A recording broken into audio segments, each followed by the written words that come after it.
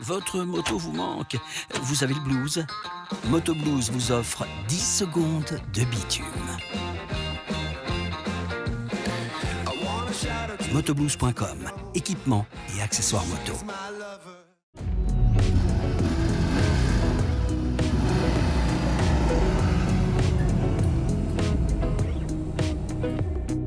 Bonjour et bienvenue pour une nouvelle émission, c'est la numéro 2. On a ajouté des petites choses. Alors, ce qui va rester toujours exactement identique à la fois précédente, eh bien, ce sont nos invités, mais aussi des amis. Et ce mois-ci, on a le plaisir d'accueillir Laurent Cochet, Lolo pour les intimes.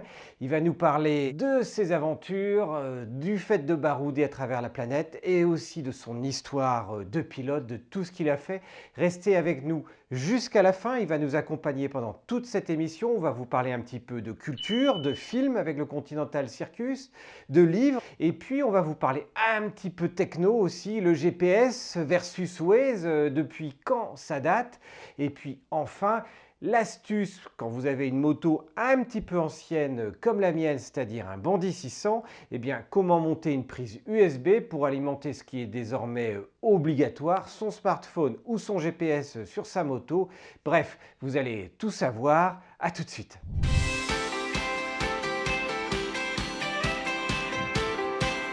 Salut Laurent, ça va? Il reste plus qu'à installer? Ouais, à désinstaller d'abord.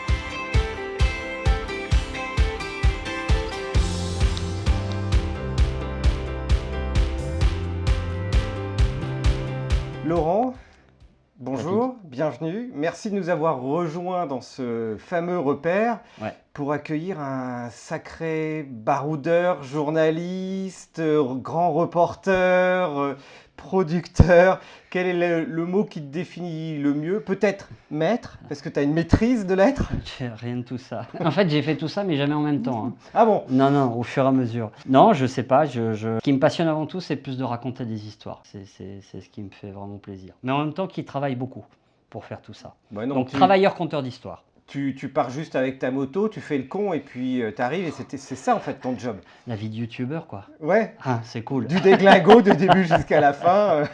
Ouais, de moins en moins. J'ai commencé à l'époque Motojournal en étant très décalé et puis il m'arrive encore de faire des trucs un peu scénarisés, décalés et tout ça.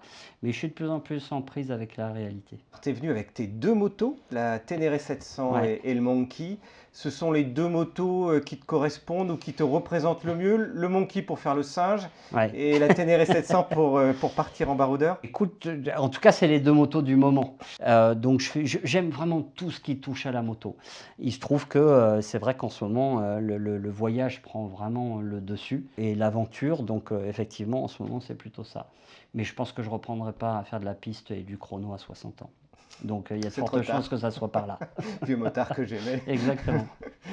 Et si dans tous les posters qu'il y a sur le mur ou un objet dans ce garage, pour arriver à te cerner, qu'est-ce qui te fait vibrer là-dedans? Moi, il y a quand même un mec qui m'interpelle, c'est Coluche, quoi. C'est le côté, malgré tout, décalé, tout ça, c'est pas sérieux. Il y a quand même un paquet de trucs là-dedans. Je pense que si tu regardes aujourd'hui, ça a quand même pas mal vieilli. Je suis désolé pour les puristes. Mais voilà, Coluche. Pourquoi? Parce qu'ils n'ont pas de casque, ils n'ont pas de gants, c'est pour ça que non, parce qu'il y a plein de choses aujourd'hui. Voilà, parce qu'aujourd'hui, l'image, elle va vite, les montages, ils sont rapides, tout est éclair, on en prend plein les yeux, il y a des trucages de partout. Et je pense qu'il y a quand même un paquet de choses. Voilà, il y a beaucoup d'icônes, mais aujourd'hui qui se regardent peut-être un peu plus difficilement. Je pense qu'un sketch de Coluche, c'est juste intemporel dans sa façon de se marrer, de dénoncer. Enfin, ces mecs-là nous manquent, quoi, clairement. Et c'est ça ton inspiration? C'est Coluche pour justement faire rigoler, etc. Oui, c'est le côté. C'est pas sérieux la moto, quoi. J'ai jamais eu ce côté fan. J'ai jamais adulé un pilote, ni un chanteur, ni un groupe, ni personne. Par contre, je dois avouer que quand je suis rentré à Motojournal, il y avait quand même des personnages qui avaient des personnalités hyper fortes. Il y avait Bertrand Sebillot, il y avait Bardeux venait de partir. Enfin, c'était quand même. C'était empreint de personnalité.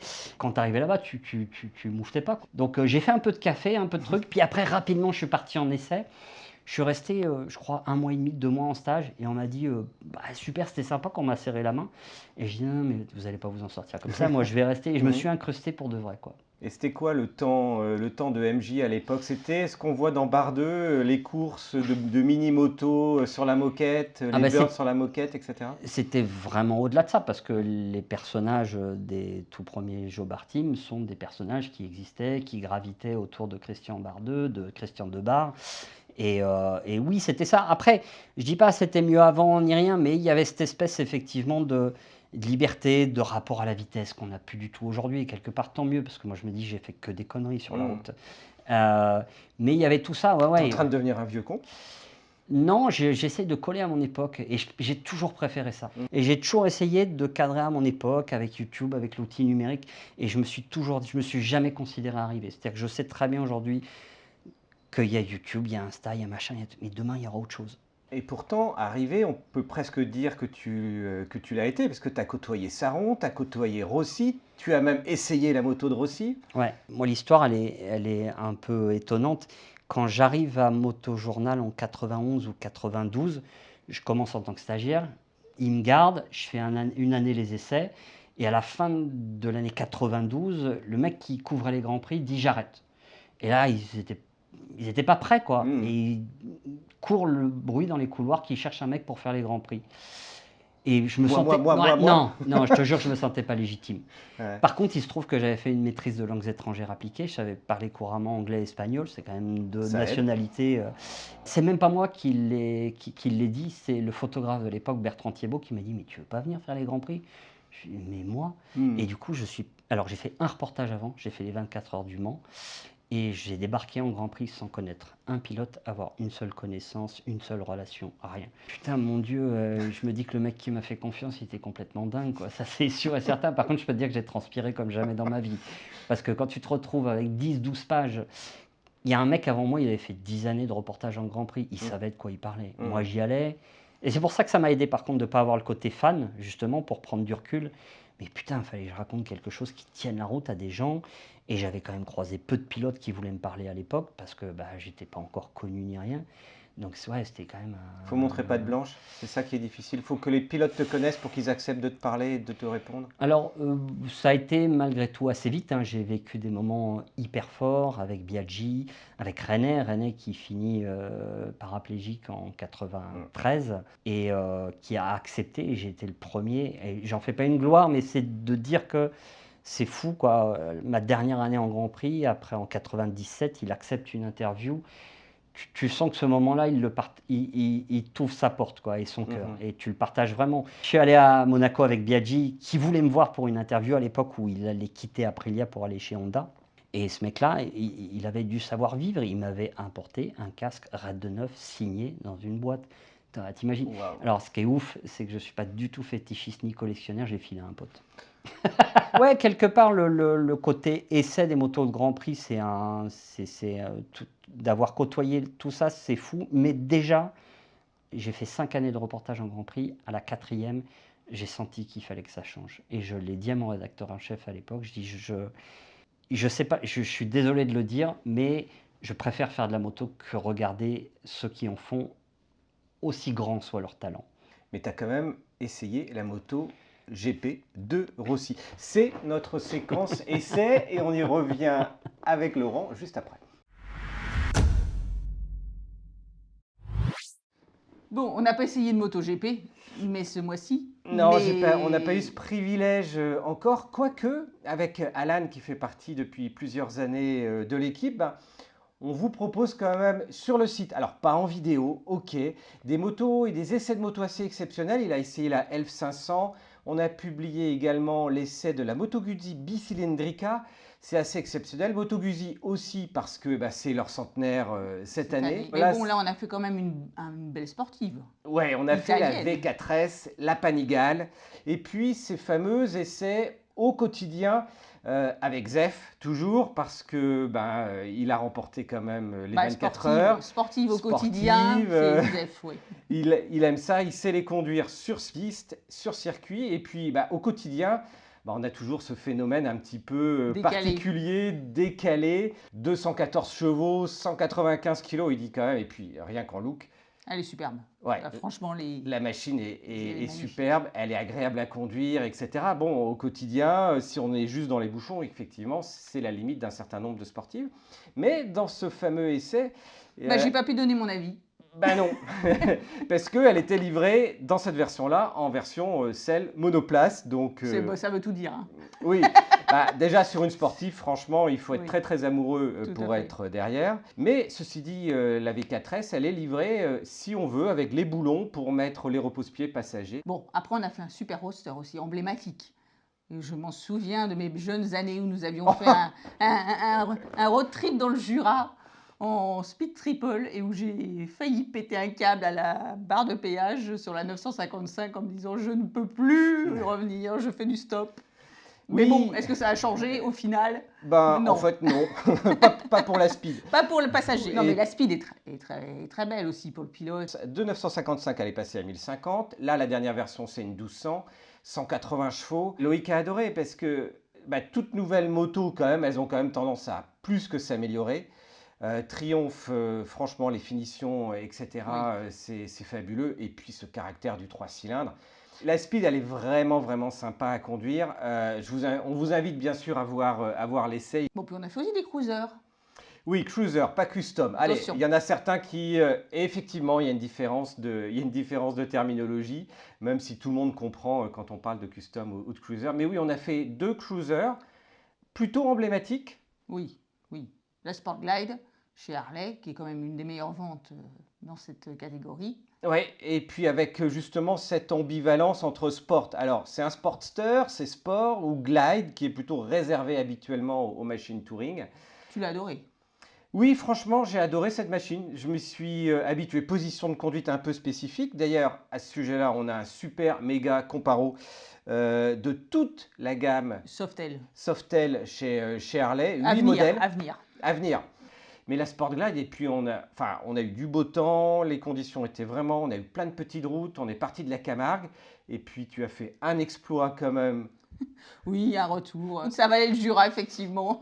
Ouais, retour par les petites routes, bien sûr, dans la région locale, fin de partie en autoroute. Dans la configuration du prêt, c'est-à-dire la selle de base, non, ça ne le fait pas en duo. Après, il faut tous, vous avez mis en commentaire et vous avez raison. Après, il faut mettre une selle passager digne de ce nom, un petit dosseret, et déjà rien qu'avec ça, vous verrez le modèle complètement différemment de la façon dont je l'ai vu.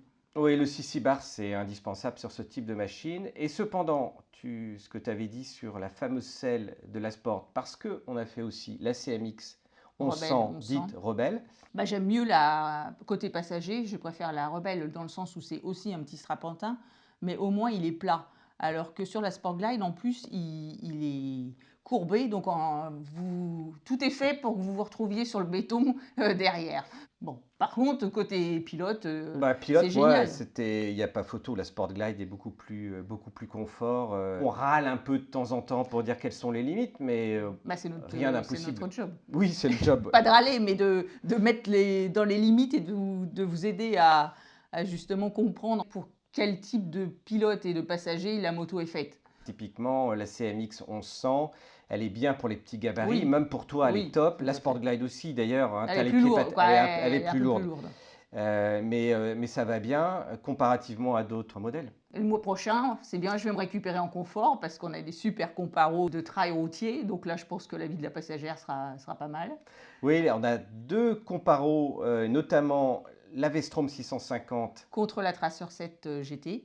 On a aussi l'essai de la BM 1250 GS, le modèle 40 ans de cette année. Quand on dit gros trail routier, on se rappelle du reportage, Oui. du stage au château dans le sud, complètement fabuleux, où on a eu des cours et des explications pour arriver à emmener une 1250 dans la pierraille, dans le sable. En retour du stage de 1250 GS, où j'avais vraiment un a priori en me disant c'est lourd, c'est fait pour la route, c'est pas fait pour sortir dans les chemins. Je reviens avec Et tu l'adores maintenant. Ouais, et puis c'est l'effet qui se coule, double effet qui se coule en fait. On se dit, déjà, on l'a mieux en main et on arrive à se faire des petits chemins, du tout-terrain, etc. Mais en plus, quand on revient sur des routes normales, en fait, on enquille plus vite et surtout de façon beaucoup plus sécuritaire. Et à noter que pour tous les essais, il faut sortir couvert. Parce que c'est vrai qu'on l'a vu avec Damien, combinaison minimum sur circuit, ça c'est obligatoire, parce qu'avec un essai, ça peut vite faire mal. Et puis dans la vie de tous les jours, un accident est vite arrivé. Oui, du coup, pour tous les essais, nous, c'est dorsal minimum, mais l'idéal reste, mine de rien, l'airbag. C'est pas pour qu'il devienne obligatoire comme ce qu'essaie de faire Oui. l'Espagne en ce moment, mais c'est vrai que la dorsale protège le dos et l'airbag a l'avantage de pouvoir protéger assez bas en fonction des modèles, coccyx, Les organes et le dos. et puis y compris au niveau du thorax, etc., ce que ne fait pas une dorsale. Bon, maintenant, c'est vrai que c'est assez cher encore, mais il faut attendre que ça se démocratise. Mais par contre, on voulait vous signaler une super opportunité qui a lieu ce mois-ci, jusqu'au 30 juin. Il y a 600 airbags à gagner avec AXA Prévention. Oui, ça c'est top parce que là on le voit, hein, on a des airbags ici, c'est l'un des initiateurs avec l'airbag Bering qui est un airbag filaire du coup. Là on a un airbag autonome avec le fameux EDR chez Denez. Celui-là il peut se porter sous une veste. C'est des airbags filaires à gagner. Oui, ce sont uniquement des airbags Ce qui est déjà filaires bien. et ils sont tous homologués SRA. 600 airbags, c'est des gros lots, quoi. C'est C'est un- pas 1 ou 10. Donc voilà, s'il y a quelque chose que l'on vous invite à faire ce mois-ci, c'est d'aller sur le site motardpourlavie.fr. Vous retrouvez ce lien dans la description de la vidéo. Bon, on retrouve Lolo pour savoir quelle moto de GP il a essayé. Ouais, allez, on retrouve Lolo tout de suite. Alors cette moto GP de Rossi, c'est quand même assez exceptionnel de pouvoir essayer une moto comme ça. C'est bizarre à dire, mais j'en avais essayé plein d'autres avant. Ah, excuse-moi. Non, non, mais c'est fou, j'avais eu la chance d'essayer la NSR de Douane, j'ai passé 2 jours complets au Mugello à essayer les Aprilia 250, 125. Mais c'est vrai que cette année-là, quand j'ai essayé la moto de Rossi, c'était la première année où le 4 temps existait, donc Rossi y avait droit. Et à l'époque, Barros roulait encore sur la NSR 500 2 temps. Et dans la même journée, j'ai essayé les deux. Mais ça reste un énorme plaisir, mais une grande frustration. On ne tend pas les clés parce qu'il n'y a pas de Neyman, mais on te dit, tu as 4 tours pour ne pas tomber. Donc si tu veux, la seule chose que tu fais, un, tu n'es pas pilote. 2, le mec de pointe dans le team, ils l'ont déjà, donc ils ne t'attendent pas à toi. Donc tu te dis, allez, j'ai un bout droit, j'accélère à fond pour voir ce que ça donne, avoir cette sensation-là. Mais il est hors de question. Je dirais pas de prendre de risques, parce que je sais pas si tu prends des risques avec des telles qualités de moto, des slicks, des machins, tout est aux petits oignons, bien réglé et tout ça. Mais voilà, malgré tout, tu calmes le jeu et tu dis, je suis pas là pour me bourrer, il y en a d'autres qui attendent. Mais le plaisir, tu peux l'avoir en ligne droite, voilà. C'est génial. Il faut être journaliste pour ça. C'est de la confiture au cochon aussi un petit peu ou pas? Bah, ça dépend ce que tu en fais. Si tu es là pour raconter un essai et juste te dire ça freine fort, et si tu es là pour partager des émotions, on est quand même. C'est un peu notre métier, quoi. Ils peuvent pas faire une journée d'essai pour tous les motards au HRC et dire allez-y, montez dessus. Donc si tu arrives à retransmettre ça et être fort en émotion pour dire ce qui se passe ce jour-là, c'est génial qu'on ait cette chance-là de pouvoir en parler, quoi. Ils le font plus aujourd'hui, je sais pas pourquoi. Trop de motos cassées. Ça leur a coûté trop cher. Ouais.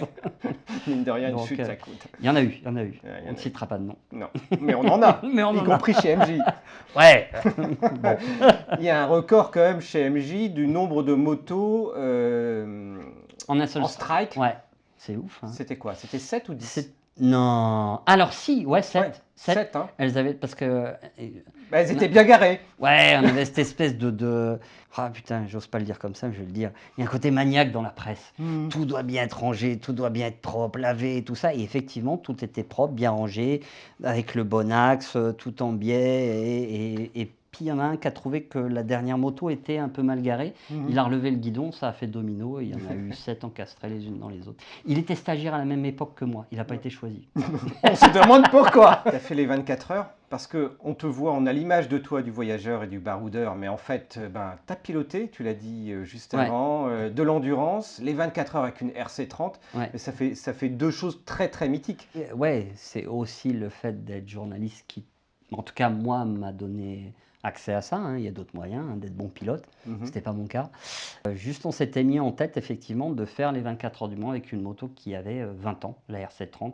Ce qui n'était pas forcément une très bonne idée, hein, parce que je sais pas combien. Alors je sais pas, la nôtre devait faire 120 chevaux. Mhm. À cette époque-là, les plus puissantes devaient faire déjà 190 chevaux. Bon, il y avait quand même des gros écarts de vitesse, mais c'était encore accepté. Je pense qu'aujourd'hui, ça passerait plus du tout. Et en fait, l'idée, plus que la perf, parce que j'ai fait 2 fois les 24 heures du Mans, j'ai toujours été le plus lent de l'équipage. Mhm. C'était plus encore une fois, de raconter et d'être au milieu de l'arène. Et puis, un jour, j'ai eu cette opportunité-là. Je me suis dit, putain, c'est ouf, j'ai 40 ans. Et là, je suis de l'autre côté, je suis en tant que pilote avec tous ces mecs qui sont venus, pas me voir moi, hein, Mhm. on s'en fout, mais de vivre ce moment-là. J'avais envie de bouffer chaque minute, quoi. Donc, j'ai quasiment pas dormi. J'ai eu une chance extraordinaire, c'est qu'il a plu, j'ai connu la pluie. Il y a des mecs qui sont bourrés, j'ai fait des tours derrière le pace car. Je voulais tout vivre en une seule 24 heures du Mans. Et la moto est tombée en rade dans la chicane d'Anlop, donc je l'ai poussé un tour de circuit complet. Et t'arrives au stand, t'es épuisé, les mecs t'applaudissent, tu te dis c'est pas possible, ils tournent un film. Tu vois, Possible. je veux dire, je pense que c'est presque mieux que de Mhm. faire les 24 heures du Mans et les gagner, Ouais. honnêtement. Et en plus, tu les as gagnés. Et en plus, je les ai gagnés en catégorie Open, on va rester T'es modeste. humble. Donc c'est ça des histoires, c'est du rire, des larmes et un peu de sang. Non, pas trop de sang. Et du coup, la liaison se fait avec Auriol, naturellement. On pense à son exploit sur le Dakar, mais on Ouais. pense aussi au fait que tu as fait le Dakar dans des conditions très Ouais, spécifiques. ouais. Mais tu as quand même dormi une nuit dans le sable en dehors de Ouais. tout, des journées avec des roadbooks de 800 km. Ouais, mais en fait, c'est vraiment curieux parce que ce besoin d'aller vivre les choses, d'en témoigner et de le raconter, de faire mon métier, est supérieur peut-être presque à la force physique qu'il faut y mettre, peut-être le risque, je le vois pas. Ce qui m'intéresse, c'est d'aller au cœur du truc pour me rendre compte par moi-même comment c'est. Donc cette année-là, Auriol, qui était le directeur du Dakar, avait accepté, on lui avait proposé, on lui avait dit, écoute, moi j'aimerais, on était 2 à l'époque, j'aimerais bien faire le Dakar, j'en suis incapable, je pense, en tant que concurrent, et je pense qu'on prend trop de risques si le reportage s'arrête dès la première étape. Je dis, est-ce que tu accepterais que tous les matins, je choisisse entre le parcours concurrent et le parcours assistance? Attention, des fois, le parcours assistance, c'était 2 fois plus long, et y compris dans du sable en Afrique, que le parcours concurrent. Et il avait accepté. Et du coup, j'ai fait des étapes incroyables en Libye, j'ai traversé le mont Sinaï. Je ne sais pas ce qu'est la souffrance de faire un Dakar complet. Par contre, je pense que je peux en parler au niveau de ce qu'est l'investissement personnel, la force qu'il faut mentale, morale, pour aller jusqu'au bout. Je voyais des mecs qui avaient hypothéqué leur baraque, qui avaient tout mis dedans et qui refusaient d'abandonner. Il fallait aller jusqu'au bout pour cette espèce de rêve, quoi. Qui, je dois l'avouer, moi à l'époque où j'étais déjà voyageur, m'avait un petit peu douché tiède parce que malgré tout, l'Afrique, c'était beaucoup d'aérodromes militaires. On croisait peu les gens, peu les populations. Et voilà, il fallait rester concentré sur la course. C'est ça que j'avais pas peut-être compris au départ, c'est que c'est une compète de très très très haut niveau. Donc il faut y aller, il faut rouler, il faut toujours être dedans, il ne faut jamais s'arrêter. À l'époque, Raymond Loiseau, avec qui on avait fait la traversée ensemble sur le bateau, m'avait dit, Laurent, tu ne t'arrêtes jamais, tu ne te déconcentres jamais. Un plein au milieu de la spéciale, tu fais ton plein, tu parles à personne, tu repars, tu repars. Et à chaque fois qu'on se voyait, il me disait, casse-toi, casse-toi.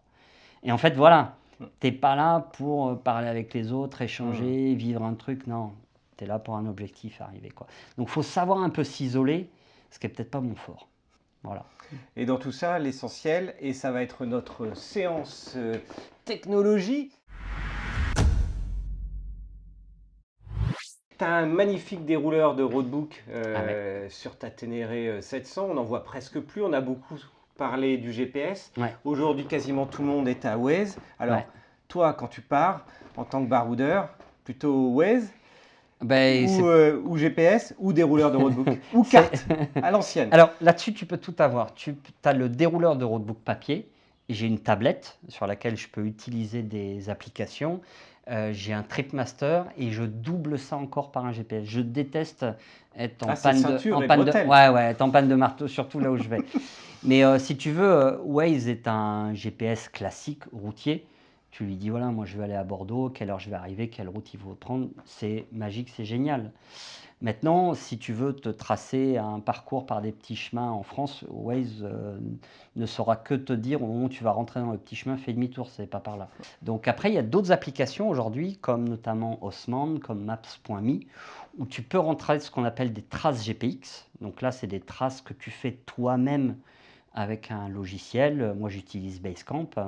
Et là, tu vas aller dans les petits chemins et lui va te guider et t'aider dans ces petits chemins. Après, je vois tellement de gens qui utilisent des choses différentes, il n'y a pas une seule façon de se guider. Mais Waze, c'est un GPS routier. C'est pas quelque chose pour vivre l'aventure, pour aller en Afrique, pour aller sur les petits chemins, faire le Trans-Euro-Trail, des choses comme ça, quoi. Donc pour là, il y a du TomTom ou Garmin, Ouais. respectivement, qui ont des cartes qui sont plutôt précises, même Ouais. un peu en hors-piste. On les voit plus du tout On les voit plus du tout. sur les motos. Bah non, forcément, ouais. Moi qui suis un amoureux de l'image, j'essaye un peu de séparer les fonctionnalités. C'est-à-dire que si tu mets ton téléphone bien en évidence sur ton guidon, que tu fais du off-road et que tu le fracasses en deux, il se passe deux choses. Tu n'as plus d'outils pour naviguer et deux, tu n'as plus d'appareil photo ni rien pour si tu parce que moi je fais des photos avec mon iPhone et du coup j'essaye de séparer un petit peu les Et fonctionnalités justement. anecdotiquement, l'iPhone te sert aussi à téléphoner. Ouais, en C'est achetant des- bizarre. Ouais. Mm. Bah, prendre son appareil photo à l'oreille, c'est quand même assez curieux comme idée, quoi.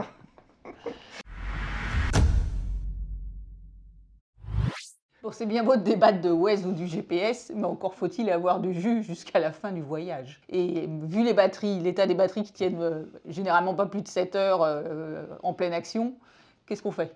Eh ben, il suffit de prendre une petite batterie amovible dans sa poche et puis de brancher le GPS ou le smartphone, quoi. Bon, ça c'est à l'ancienne ça. Bah ouais, mais c'est pratique. Je suis feignant. Bon, bah alors, il y a un petit peu plus pratique maintenant et surtout pas très cher. Parce que c'est vrai qu'il y a des kits qui existent sur le marché qui vous permettent en fait de créer une prise allume-cigare ou une prise USB directement sur votre moto pour à peu près entre 15 et 30 euros. Ouais, et là, en l'occurrence, eh bien, chez Louis, il y a un petit modèle. C'est vraiment très très simple, hein. Il n'y a que quelques pièces. Il y a un schéma de montage. Vous avez la prise USB d'un côté. Vous avez quand même un petit système avec un fusible et puis des serflex pour bloquer ça là-dessus. Donc voilà, une quinzaine d'euros, voire un tout petit peu moins s'il y a un peu de promo. C'est pas très cher.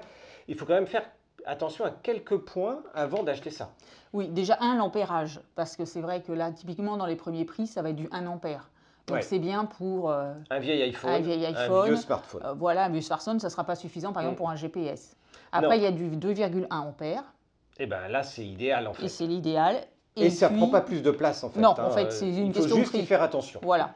Et après, il y a maintenant des nouveaux systèmes 2.0 où tu as le système de fast charge, en gros, ce qui permet de, pareil, si vous avez un smartphone de dernière génération, de booster en quelques minutes pour repomper le maximum de batterie sur votre smartphone. Et là, par contre, il faut faire attention parce que tous les smartphones ne l'acceptent pas. Voilà. Alors, Donc voilà, il faut regarder les descriptions des produits avant d'acheter. Sachant que, en fait, après, la différence entre une prise USB et un allume-cigare, parce qu'on pourrait se poser la question, là, pour le coup, c'est une question de voltage. La prise allume-cigare va être en 12 volts, alors que la prise USB va être en 5 volts. Et franchement, pour tous les smartphones, etc., Ça c'est suffit. plutôt le C'est standard. largement. Le 5 volts, c'est ce qu'il faut. Donc ça passe bien. Mais bon, on en a assez parlé. On va essayer de voir sur ce que, justement, mes vieilles motos, ma Bandit 600. Oui, parce que maintenant, c'est vrai que les nouvelles motos, logiquement, Ouais. vous avez déjà la prise USB ou la prise allume-cigare d'origine. Voilà, c'est courant, c'est plutôt courant et encore plus sur tous les scooters maintenant, hein. C'est rare de ne pas avoir une double prise USB. Mais en attendant, si vous avez une vieille moto, c'est vraiment hyper simple à monter. Et donc, quel est le premier point à bien vérifier quand on veut installer une prise USB?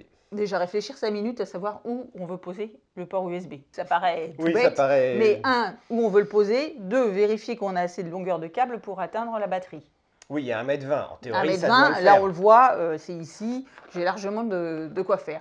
Le plus logique, c'est de le mettre effectivement sur le guidon, comme ça on a le support smartphone ou le support GPS qui est juste à côté. On peut aussi le mettre au niveau du tube, du cadre, en dessous, sous le carénage, c'est plus discret, ça peut être une bonne idée.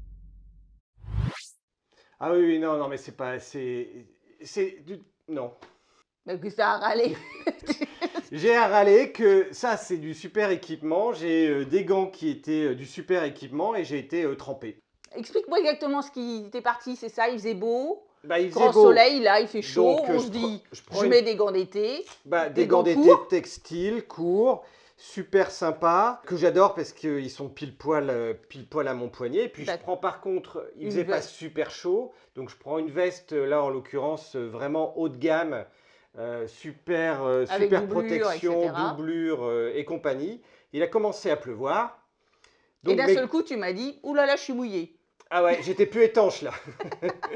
J'étais plus étanche tout simplement parce que tout l'intérieur de mon blouson était, enfin, l'intérieur des manches de mon blouson était complètement trempé. Et Et je, donc là, bah, il faut expliquer, quoi, c'est physique, on va dire. bah C'est oui, que c'est des gants qui sont textiles, donc ils absorbent l'eau. l'eau. Ils ont touché. Donc là, en plus, il n'y a pas de. À part un petit clip, mais je veux dire, il n'y a pas de serrage fort, etc. Donc ils ont touché la doublure qui est en dessous, qui est un beau petit duvet bien matelassé.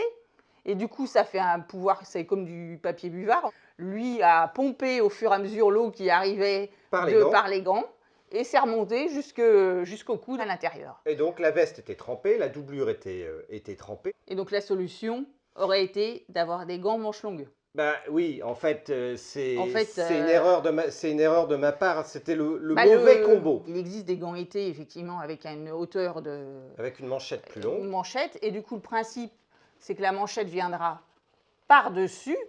Et comme là, c'est traité au moins anti-déperlant, voire étanche, ça ne rentrera pas, l'eau rentrera pas à l'intérieur. Parce que toi, du coup, tu étais à l'intérieur.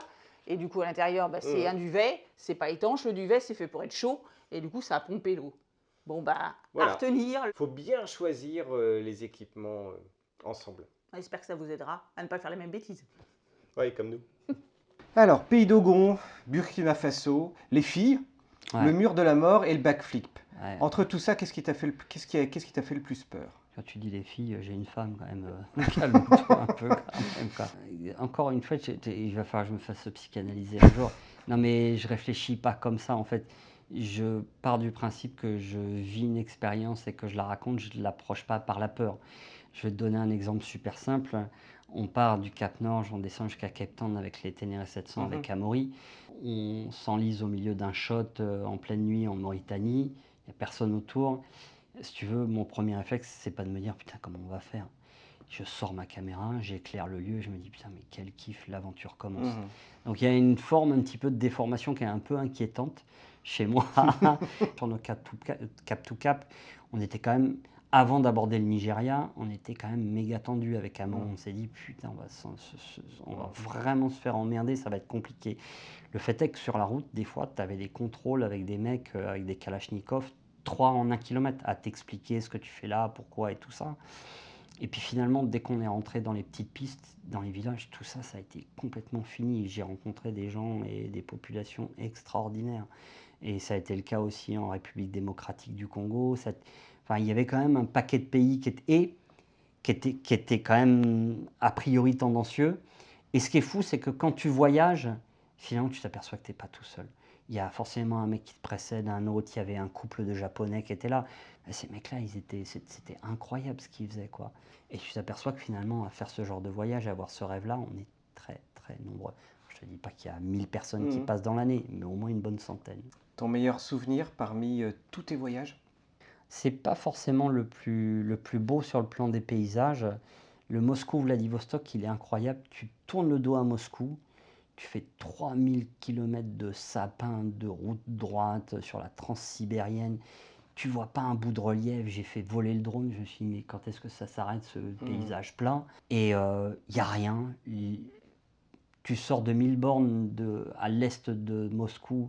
À Moscou, on me dit, mais n'y va pas, les gens là-bas, c'est des sauvages. Il y a 9000 bornes entre Moscou et Vladivostok.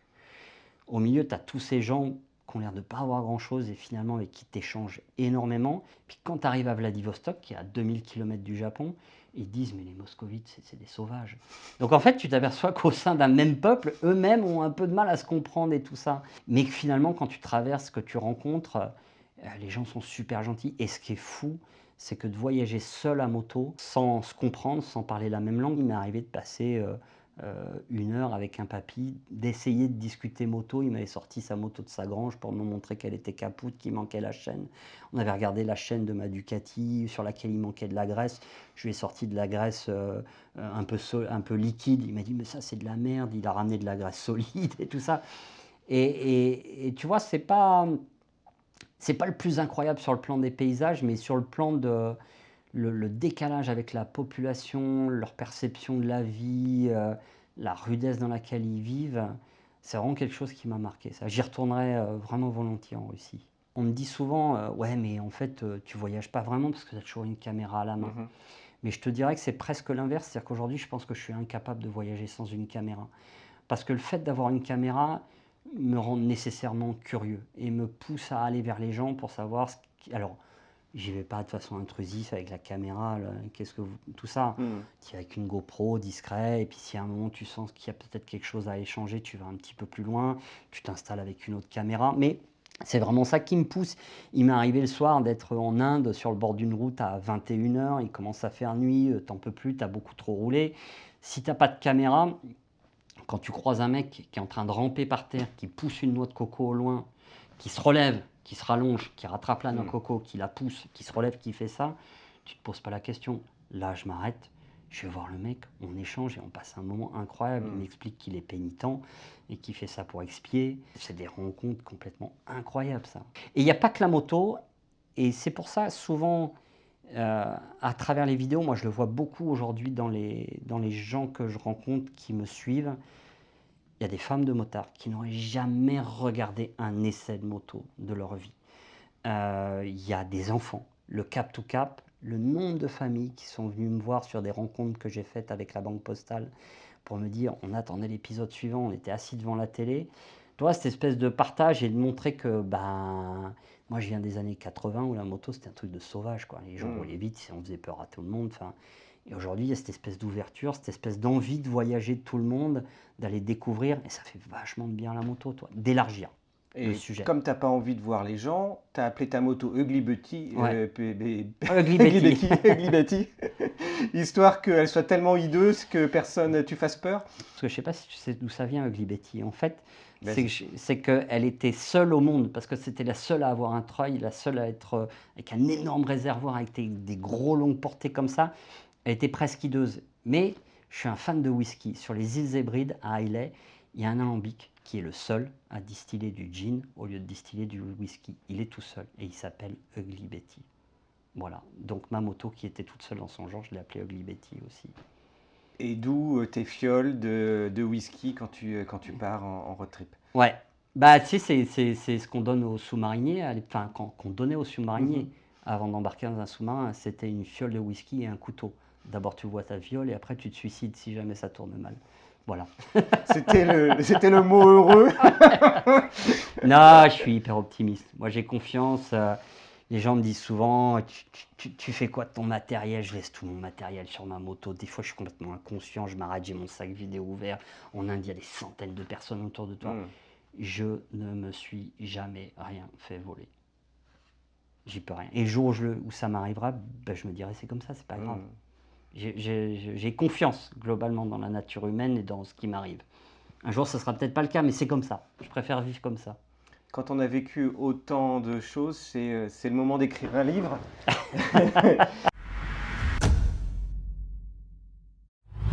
C'est ton rêve de gosse. Oui. Il se susurre qu'il y en a même un second ou une suite qui pourrait arriver. Mais voilà, pourquoi tout d'un coup, après avoir lâché la plume pour la vidéo pendant autant d'années, eh bien, t'as repris la plume? Parce que c'est rigolo, j'ai œuvré effectivement dans la presse à Motojournal à écrire, c'est une période magique, des essais, des comparos, mais à un moment c'est une forme d'écriture qui est quand même très redondante, très répétitive, qui est basée sur pas mal de techniques, et moi ce que j'aime c'est plus raconter des histoires. Et je me suis aperçu qu'à travers la vidéo je pouvais raconter des histoires, c'est une écriture plus directe, des voix off travaillées, et en fait quand j'ai recommencé après être parti de Motojournal, quand j'ai fait la première vidéo en Russie, le soir j'étais tellement seul. J'ai eu besoin d'écrire, de raconter cette histoire.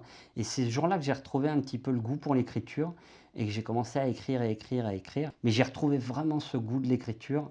Et voilà, et du coup je l'ai un peu compilé, je voulais un petit peu partager ça avec tout le monde. Et c'est magique parce que je suis sorti de la presse et je reviens par une porte qui est assez jolie, qui est l'édition. Et effectivement, il y en a déjà un deuxième qui est relu et qui paraîtra en novembre de cette année. S'il y a une page, une anecdote dans ce livre? Ça serait plus une histoire, le road trip en famille, c'est vraiment un bon moment au Pérou, quoi. Ouais, c'est ce que je disais tout à l'heure, je suis incapable de partir sans caméra, donc c'est compliqué.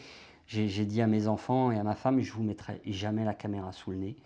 On verra ce qu'on fait, je filme, je fais des paysages, il y a des moments que je sens, et puis finalement, j'ai trouvé quelque chose d'assez sympa, c'est que je leur ai filé des caméras, des GoPro. Je leur ai dit: Filmez-moi ce que vous voulez, marrez-vous et détendez-vous».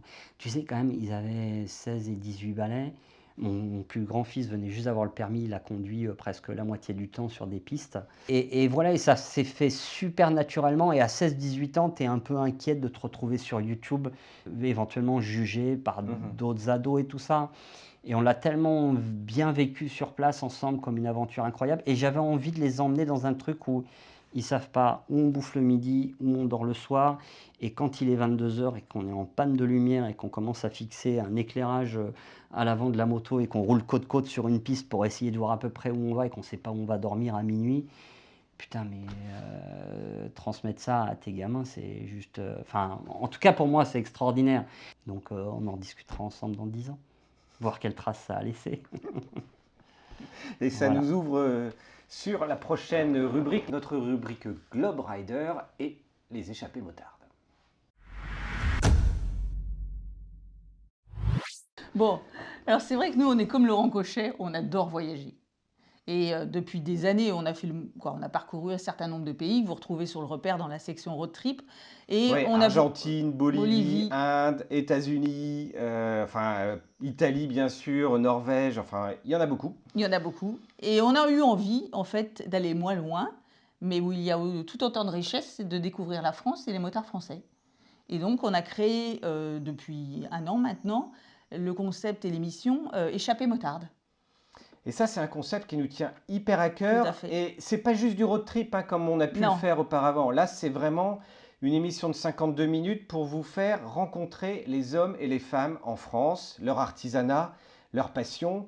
Et c'est pour ça que ce sont des échappées motardes, mais pas juste à moto. on essaye de trouver l'équilibre entre rencontrer des motards, effectivement, ou des gens qui travaillent dans le domaine de la moto, comme des préparateurs, des selleries et autres, mais avec le côté, en rajoutant le côté régional, attachement aux terres françaises. C'est vrai que nous, dans le monde, on est connu pour ça, et à juste titre. Bonne gastronomie, des lieux sympas, emblématiques, ou inconnus, même par les locaux. Bon, bah ça nous fait plaisir. Par contre, c'est vrai, comme dit Lolo, quand on voit le 52 midi, on se fait waouh, ils se font des belles vacances. Bon, faut savoir que c'est beaucoup de travail, justement, de préparation pendant des semaines pour trouver les bonnes adresses, pour orchestrer le tout, pour rendre ça vivant et partager ce moment avec vous en seulement 52 minutes. Or, souvent, on a des heures et des heures de rush que l'on pourrait exploiter. Ben, Mais c'est génial. en l'occurrence, ouais, on passe minimum 7 jours, voire 10 jours sur place pour le tournage. Et puis du coup, vous avez deux versions. Vous aviez la version échappée motarde avec rencontre avec la chef étoilée du Negresco qui est venue rouler Ça, avec c'était à nous. Nice. Et ça dure quelques minutes dans l'échappée motarde. Et puis derrière, on vous sort des émissions complètes, reportages, sur un des points en quelques minutes, en 25-30 minutes, comme on a fait avec Avec la NMB sellerie NMB Design.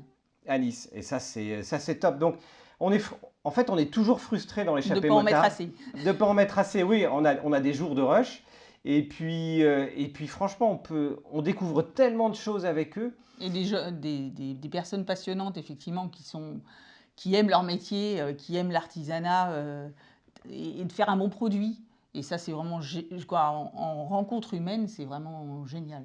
Et puis les lieux ça vaut le coup de temps en temps de payer 40 euros, 50 euros de plus une nuit pour être dans un endroit dont vous vous rappellerez longtemps. Tout à fait. C'est le moyen, voilà, c'est tout ça. Et justement, on prépare les prochaines là. Voilà, donc déjà, si vous n'avez pas vu les numéros précédents, on vous met le lien tout de suite. C'est sur Nice et Lyon, quand même 2 villes emblématiques. Et puis, on en a 2 autres en Qui vont venir. préparation et qui Alors, on seront... donne pas les deux autres, on va en donner qu'une. c'est un chemin? Oui, on va aller sur le chemin qu'a pris Stevenson, donc l'île au trésor. Et on n'est pas loin de l'île au trésor avec nos échappées motards, parce que c'est vraiment sympa. On va vous emmener justement sur les chemins de Stevenson, dans les Cévennes. Ah, L'émission va être juste t'as dit où super. c'était? Ah merde! Non, mais j'ai pas dit la suivante, donc c'est bon. Bon, et il y aura 2 styles de moto aussi, complètement différentes dans les 2 échappées. Donc, eh ben, écoutez, à visionner prochainement. Ouais, ça sera plutôt pour juillet et puis pour la rentrée. Et alors pour toi, c'est quoi ton film mythique? Ah, Alors on a déjà parlé d'Easy Rider, donc t'as plus le droit. Ouais, ça fait. Non, le problème, c'est que putain, tu poses la question à des vieux. On va tous passer pour des vieux croutons. Il y avait Zef avant moi. Ouais, Zef, t'es pas vieux, mais bon, je peux Mais un peu comprendre. quand même. Dans nos choix, ça fait un peu vieux. Alors, je te parlerai plus d'un film qui m'a profondément perturbé, qui est Continental Circus, et notamment les 10 premières minutes avec cette musique hyper stressante de gong, où tu vois les images noires et blanches de ce qu'était la course moto à l'époque, l'absence de protection, le nombre de morts, enfin, l'engagement qu'il y a derrière tout ça, le sacrifice. Alors, je ne suis pas en train de vénérer une époque où on se tuait tous les week-ends et où on laissait une gerbe de fleurs sur une position, sur une grille de départ, là où il manquait quelqu'un. Pas du tout, mais il y a un espèce de côté, entre guillemets, un peu chevaleresque qu'on retrouve beaucoup au Tourist Trophy. Où voilà, tu retrouves l'essence même de ce qu'est la moto, un morceau de métal et un mec assis dessus, quoi. Ce qui est incroyable d'ailleurs, je sais pas si je suis un peu curieux comme garçon, des fois je me livre à ça. Je roule à 80 et je regarde le sol défiler. Je lui dis, on est complètement mongol de rouler là-dessus. Quand tu regardes le sol à la verticale, ça défile super vite. Mais c'est vrai que ce film-là est juste incroyable dans ce qu'il demandait de faire le vide, abstraction autour de soi. Quelque part un peu aussi le don et le risque de sa vie, quoi. Aussi, on rentre dans une époque où, ça fait très vieux con de le dire aussi, je le sais, où tout le monde se protège de tout, veut se garantir de tout, faut plus prendre de risques. Je le dis souvent à des gens qui me posent la question, partir en voyage, c'est compliqué, comment tu fais pour aller en Afrique?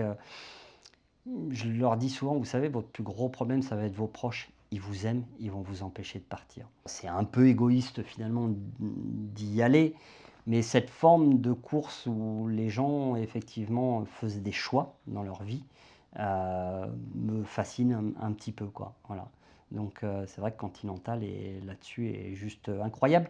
Il y en a un deuxième qui me plaît beaucoup, c'est On Any Sunday qui raconte Ils sont très proches, c'est 2 documentaires quasiment oui, sur mais il toute une raconte époque. aussi ce que j'ai un peu vécu avec ma petite famille, avec mes enfants. On a fait pas mal de motocross ensemble, on a fait de la vitesse, les 23h60. Cette espèce de lien qu'on peut aussi cultiver en famille, d'aller rouler un samedi, un dimanche et de vivre quelque chose de commun et de reprendre son taf derrière. C'est une putain de bouffée d'oxygène qui est extraordinaire et en tout cas avec mes gamins, moi c'est un lien super super fort, quoi. Voilà, de belles échappées, tout ça.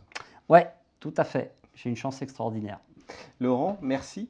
Merci à Merci toi. de nous avoir rejoints. Merci d'être venu avec tes 2 montures. Ouais, Il y en a d'autres, mais celles-ci sont à la fois ta monture passée, ta prochaine monture pour ta grande aventure que l'on suivra à nouveau en vidéo sur ta chaîne. c'est super Et gentil. avec Lolo Prod, avec grand plaisir. C'est gentil. Et puis, à bientôt. Et longue vie au garage. Longue vie au garage, longue vie aux échappées motardes. Merci encore à toi. C'est gentil, merci. Et bien voilà, c'est une nouvelle émission qui se termine. Très longue encore. Qu'est-ce Ouais, qu'ils sont bavards, ils sont bavards. trop longue. Merci de nous avoir suivis. On va vous donner rendez-vous le mois prochain pour une nouvelle émission où on sera... Dans un autre ton. Ouais, on sera très en colère le mois prochain. Il y a franchement des choses qui nous énervent en ce moment. Et on aura l'interlocuteur parfait Idéal. pour ça, idéal. Ça fait longtemps qu'il râle. Donc on aura un gros râleur. Bon, bah ça sera bien pour commencer les vacances. Voilà. Donc Et rendez-vous début juillet pour le numéro 3. Si vous avez aimé la vidéo, eh bien n'hésitez pas à liker, des pouces, à faire connaître cette émission qui nous tient à cœur aussi. Et puis d'ici là, à très vite. ciao, salut.